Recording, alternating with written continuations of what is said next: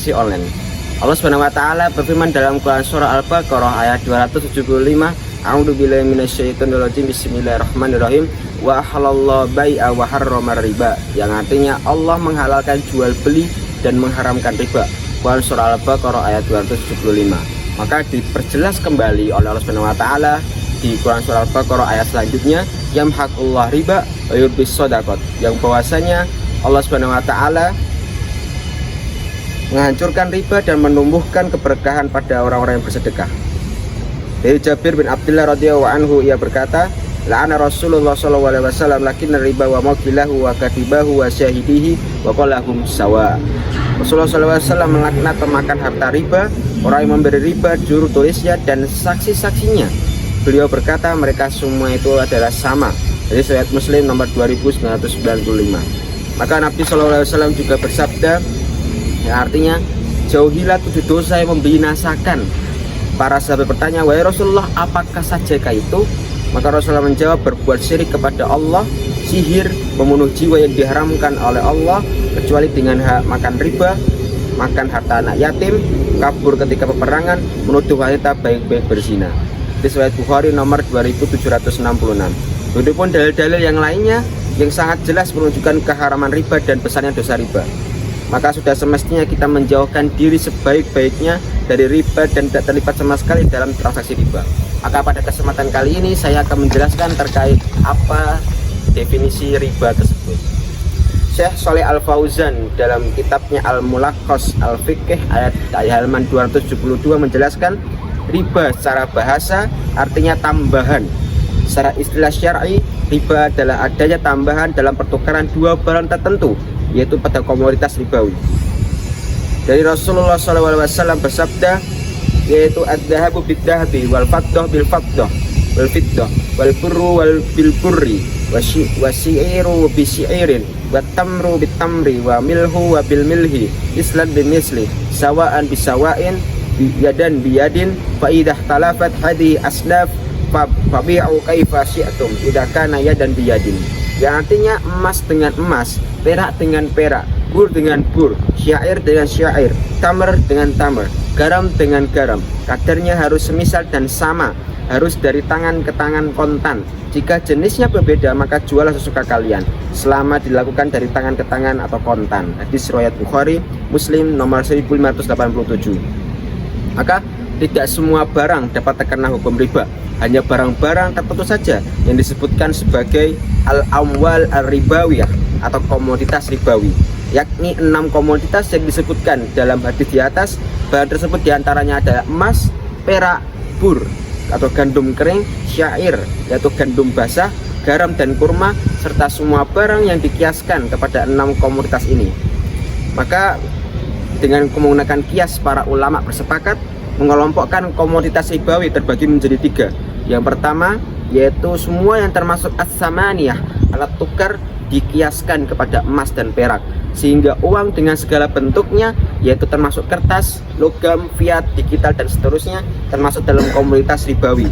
Kemudian yang kedua, semua yang termasuk at-tu'mu amma al-akaili, makanan yang ditakar ukurannya, dikiaskan kepada bur, syair, garam dan kurma, sehingga beras yang diukur dengan ukuran liter itu termasuk komoditas ribawi. Kemudian yang ketiga, semua yang termasuk at-tu'mu ma'al wasni, makanan yang sama ditimbang beratnya, yang juga dikiaskan kepada bur, syair, garam dan kurma, sehingga tepung, jagung, gula ini termasuk komoditas ribawi. Ini pendapat yang dikuatkan oleh Syekhul Islam Ibnu Taimiyah rahimahullah. Dan pada kesempatan ini saya juga akan menjelaskan terkait kaidah riba dalam hutang piutang. Kaidah umum mengenai riba dalam hutang piutang adalah kullu qardin jarra naf'an fahuwa riba, yang artinya setiap hutang piutang yang mendatangkan manfaat atau tambahan bagi orang yang menghutangi, maka itu adalah riba. Baik, seperti yang sudah saya jelaskan di awal, bahwasanya terkait penjelasan definisi riba, kaidah-kaidahnya, dan masih banyak lagi yang kita sering temukan di lingkungan masyarakat.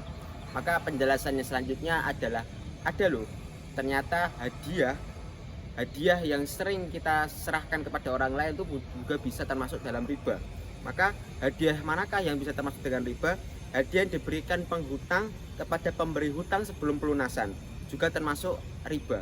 karena ini termasuk tambahan dalam hutang piutang sebagaimana hadis Nabi Burdah qala ataitu al-Madinah falakitu Abdullah bin Salam radhiyallahu anhu faqala li innaka bi'adin riba biya fashin idza kana laka ala rajulin haqqun fa ahda ilaika himlatibni aw himlan sya'irin aw himla qattin fala ta'khudhu fa innahu riba. Yang artinya dari Abu Burdah, ia berkata, suatu hari saya datang di kota Madinah dan saya ketemu dengan Abdullah bin Salam radhiyallahu anhu. Kemudian beliau berkata kepadaku, sesungguhnya Anda di negeri yang telah marak riba. Jika ada seseorang mempunyai hutang kepadamu lalu ia memberikan hadiah kepadamu dan membawakan hasil bumi, gandum atau membawa rumput makanan hewan ternak, janganlah Anda mengambilnya karena itu termasuk dalam riba. Hadis riwayat Bukhari nomor 3814.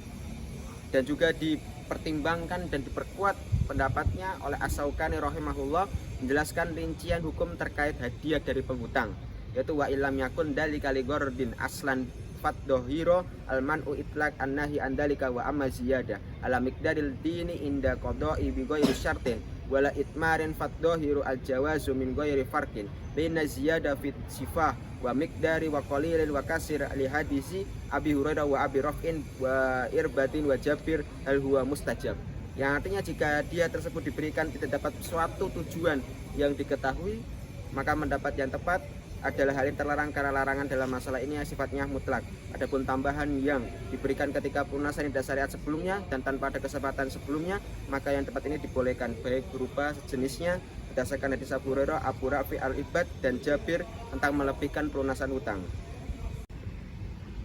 Melanjutkan dari beberapa transaksi riba dalam transaksi online. Yang pertama adalah diskon karena simpan saldo. Dr. Irwandi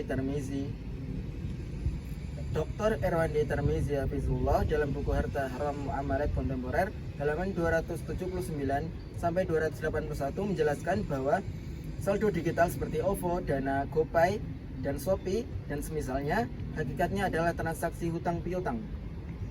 Artinya ketika nasabah melakukan deposit saldo, hakikatnya nasabah sedang memberikan hutang kepada provider layanan, bukan akad wadiah penitipan, karena dalam akad wadiah orang yang dititipkan tidak boleh menggunakan barang titipan tanpa izin dari pemiliknya. Sedangkan sudah menjadi rahasia umum bahwa perusahaan pembayaran digital menggunakan saldo yang terkumpul untuk investasi dan semisalnya. Ketika yang terjadi adalah transaksi hutang piutang, maka tidak boleh ada manfaat tambahan yang diberikan kepada nasabah seperti cashback, diskon, hadiah dan semisalnya.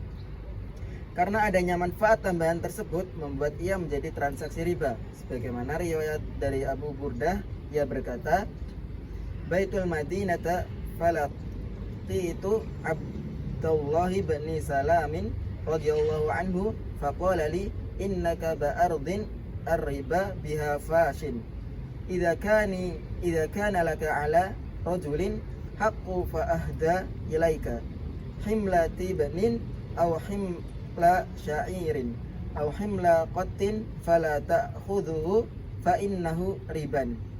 Suatu hari saya datang di kota Madinah dan saya bertemu dengan Abdullah bin Salam radhiyallahu anhu. Kemudian beliau mengatakan kepadaku, sesungguhnya Anda di negeri yang telah marak riba. Jika ada seorang yang mempunyai hutang kepadamu lalu ia memberikan hadiah kepadamu dengan membawakan hasil bumi seperti hasil bumi, gandum atau membawa rumput makanan hewan ternak, jangan Anda mengambilnya. Akad top up GoPay adalah akad hutang seperti deposit uang di bank. Maka diskon harga bagi konsumen adalah manfaat yang didapatkan dari menghutangi dan ini adalah riba. Hal ini sesuai dengan prinsip dasar dan kaidah baku dalam muamalah. Semua hutang yang menghasilkan manfaat maka itu adalah riba. Artinya diskon GoPay adalah riba. Namun boleh saja menggunakan saldo digital selama tidak ada manfaat tambahan seperti cashback, diskon, hadiah ataupun semisalnya. Karena pada prinsipnya boleh saja melakukan transaksi hutang piutang selama tidak ada tambahan riba. Hukum memakai GoPay pada asalnya adalah halal, asalkan tidak memakai atau mendapatkan potongan harga maupun manfaat tambahan lainnya, karena hal itulah yang menjadikannya riba. Mungkin sekian dari saya. Wassalamualaikum warahmatullahi taala wabarakatuh.